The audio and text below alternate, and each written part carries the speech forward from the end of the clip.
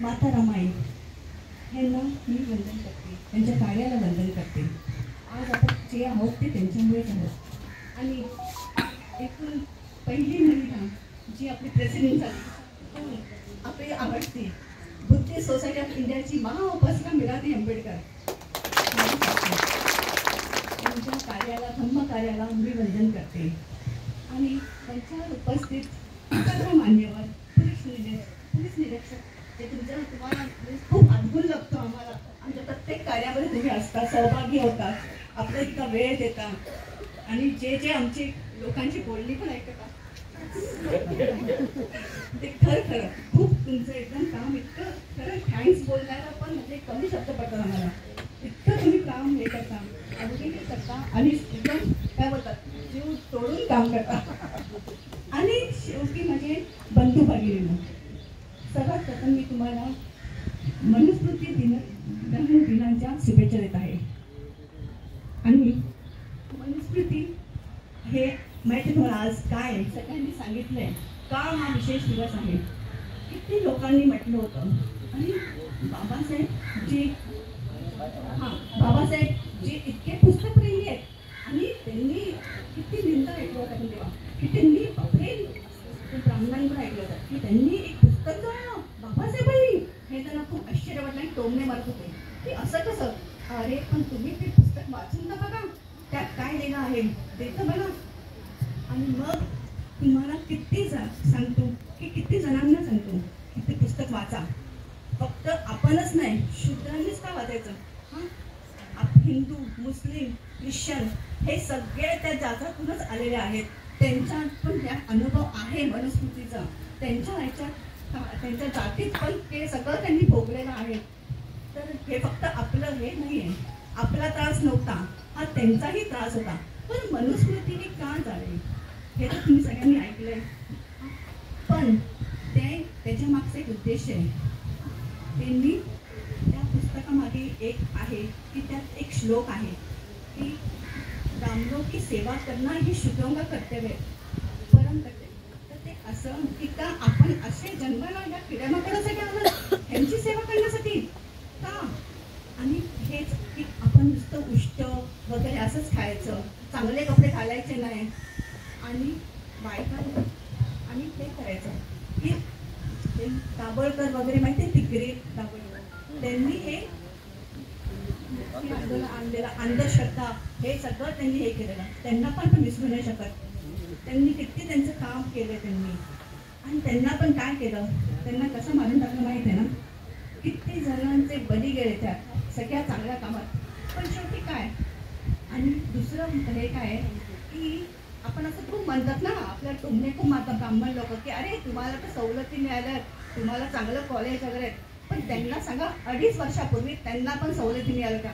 महाराजांनी काय सांगितलं तर माहिती आहे की ब्राह्मणाची कोणत्या पण प्रॉपर्टीला हात नाही लावायचा, की त्यांच्या संपत्तीला आपण हात लावू शकत नाही ब्राह्मणाच्या. तर त्यांना तरी सवलती किती आधी मिळाल्या तरी त्यांना किती घमंड आहे की अरे तुम्हाला आपल्याला चिडवतात की आम्हाला तर आत्ता मिळाले, ते पण बाबासाहेबांची देण, त्याच्यामुळे आपण इथे आहोत. आणि दुसरी गोष्ट म्हणजे की त्या श्लोकमध्ये असं पण दिले की ब्राह्मणांनी सगळं राजाने यज्ञ केला तर त्यांना ब्राह्मणाला एक दक्षिणा द्यावीची आणि त्याच्याबरोबर एक स्त्री द्यायची, असं एक परंपरा होती. तर आणि त्यांना कितीही लग्न करायला मुबलक होतं की ब्राह्मणाने कितीही लग्न करायचे. त्यांनी क्षत्रियशी करावं, वैष्णवशी करावं, शूद्रशी करावं. म्हणजे ब्राह्मणांना दुसऱ्यांच्या बायका चालतात असंच होतं ना. असं अच्युत वगैरे चालतं, बायको चालते, कोणाची बायको चालते, हे वाईट आहे ना. हे तुम्ही त्या शूद्र ह्याच्यात दिलेलं आहे मनुस्मृतीमध्ये.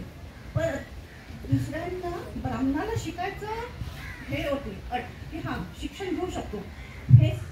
पण बाकीच्या वैष्णव यांना पण शिक्षण घेऊ शकतो, पण फक्त पुरुषांनाच, त्यांच्या बायकांना शिक्षण घेण्याचा अधिकार नव्हता.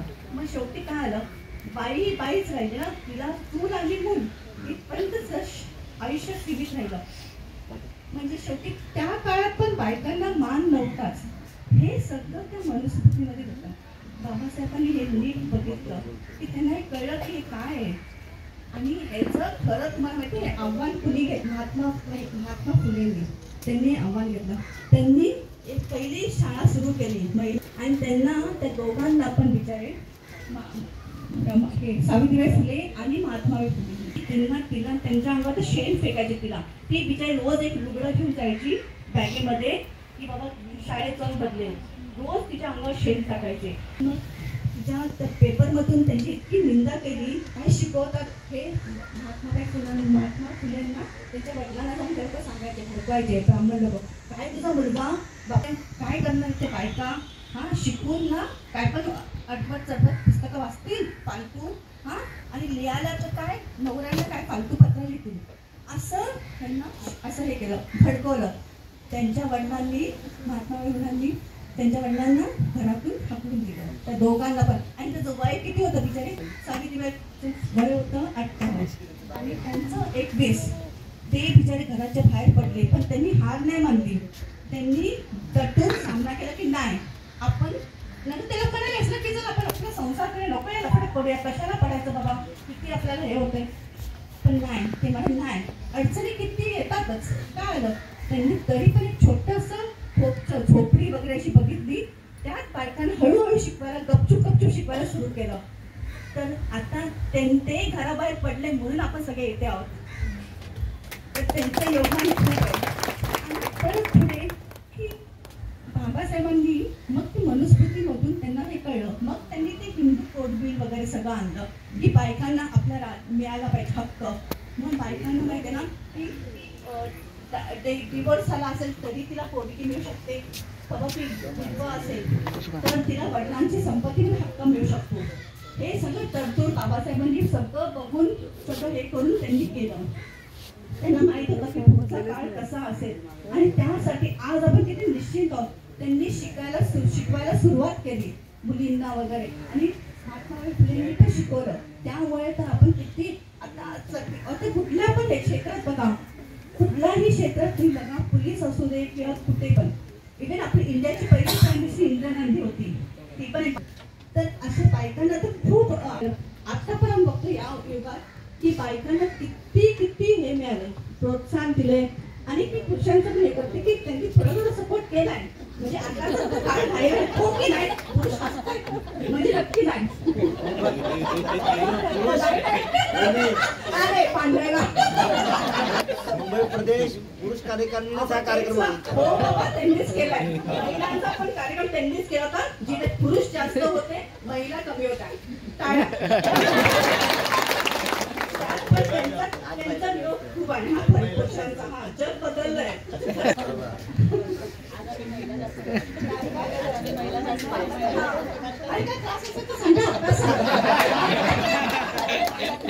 महिलाकडे कंप्लेंट करा, आता चान्स आहे. काय नाही बोलणार पण लोक सपाट. मी सांगते की असं सगळं बाबासाहेबांनी केलं.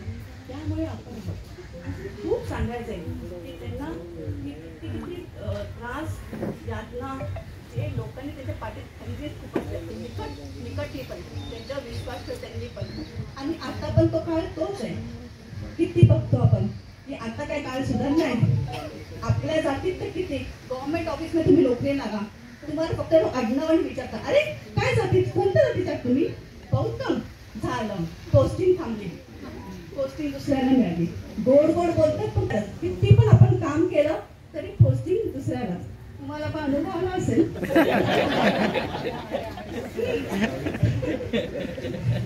तर हाच अनुभव सगळ्यांना मिळतो. शाळेत असू दे कुठेही असू दे ते असंच असतं. गव्हर्नमेंट ऑफिसमध्ये तर हमखास विचारतात कोणती जात. त्यामुळे आपण हार नाही माहिती. माहिती तुम्हाला बाबासाहेब बाबासारखे झटके त्यांच्याशी आपला वाघ होता. पण मग आपण या मच्छर लोकांना तरी घाबरायचं. अमित शहासाठी किती बी काय होतंय आपण घाबरायचं. आणि तर खरं तुमच्या सगळ्या पुरुषांचा अभिमान त्या बायकांचा सगळ्यांचा. Thank you very much. तुमची जी फौज त्या दिवशी आम्हाला दिसली ती खरं म्हणजे एकदम कौतुकास्पद होती. सगळे पोलीस फोर्स सगळ्यांचा मी खूप आभार मानेल जी माझ्या धीराच्या पाठीशी अशी उभे राहिला. प्रकाश आंबेडकर साहेब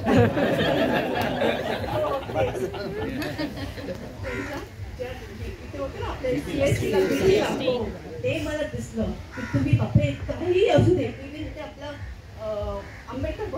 झालं, पावसात सगळे पावसात भिजत चाललेले, तो मॉप मी पाहिला. पण हा मॉप मला नुसता मोबाईल दिसतो, वोटिंग मध्ये काय दिसत नाही.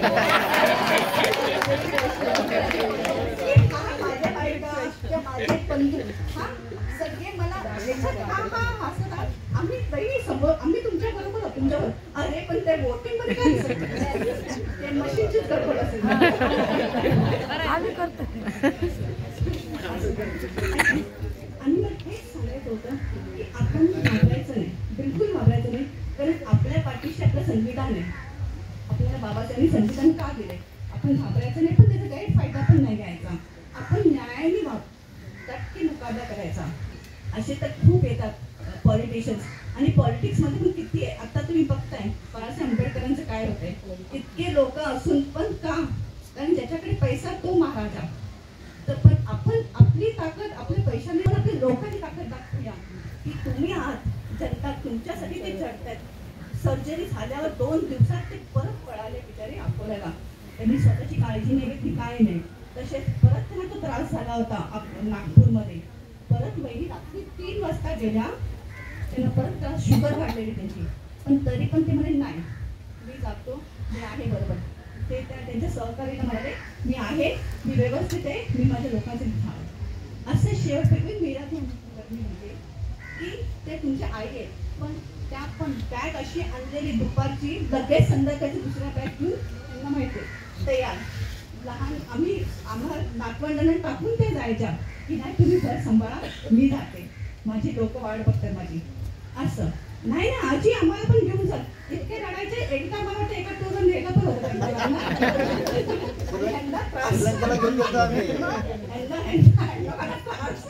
विविध रथात आजी बरोबर बसायचे. मग आजी कुठे कुठे त्यांना खायला द्यायची. पण सांगायचं तात्पर्य काय आहे की ही तिन्ही पण आवडलं, म्हणजे ते असू दे बाळासाहेब आंबेडकर, भीमराव आंबेडकर आणि आनंदराज आंबेडकर, तिघेही आपल्या आजोबांसारखेच आहेत. बाबासाहेब एक निस्वार्थपणे स्वतःच्या पैशावर तुम्ही समजत असाल देत असेल, ते माहिती राजरत्न तर मागतो पैसे, पण आमचे तिघे पण कोणाकडे पैसे मागत नाही, हात बसवत उलट देत असतात. तर तुम्ही सिद्धार्थमध्ये संपर्क आपल्या ताब्यात आलंय सगळं. तर आता आपली मुलं शिकायलाच हवी. आता आपण निर्भय नाही राहायचं, आपण घाबरायचं नाही. का? कारण आपलं आता वाघासारखं आपण राहायचं. मग आपण असं घाबरून राहिलो, मग फायदा काय? आपल्याला आपल्या बाबासाहेबांसारखं आपल्याला ते कसे होते ना, बिनधास्त एक आवाज गडबडी होते अशी. तर तसंच आपण राहायचं की समोरचा माणूस घाबरला पाहिजे. आणि तुम्ही पण तसेच राहा. मला माहिती मी काय बोलते, सोपं आहे बघा, नाही घरातून बाहेर निघत असं तुम्ही विचार करता.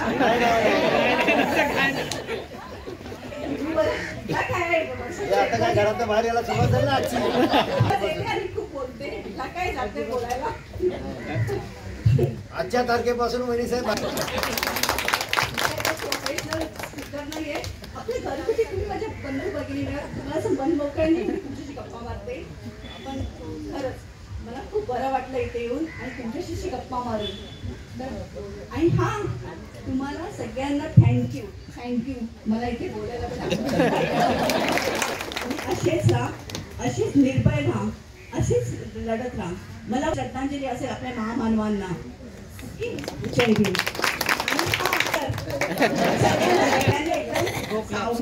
सांभाळून राहा, रात्रीचे जास्त हे नसतो. भीमा गोरेगावला जायचंय, त्यामुळे 31ला तर जास्त सांभाळून राहा. जास्त जागरण करू नका.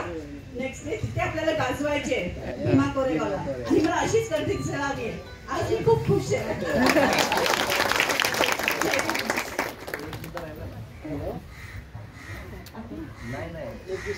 8 मार्च. नाही, वहिनी साहेबांनी जो आपल्याला संदेश दिला खूप सुंदर दिला, प्रश्नच नाहीये. पहिल्यांदा एवढ्या वेळ त्या बोलल्या आणि आजपासून त्या आपल्या भीमराव आंबेडकर साहेब आणि आपल्या सगळ्या साहेबांच्या बरोबर त्या आता काम करायला लागलेले आहेत आणि महिलांची ताकद वाढवण्यासाठी.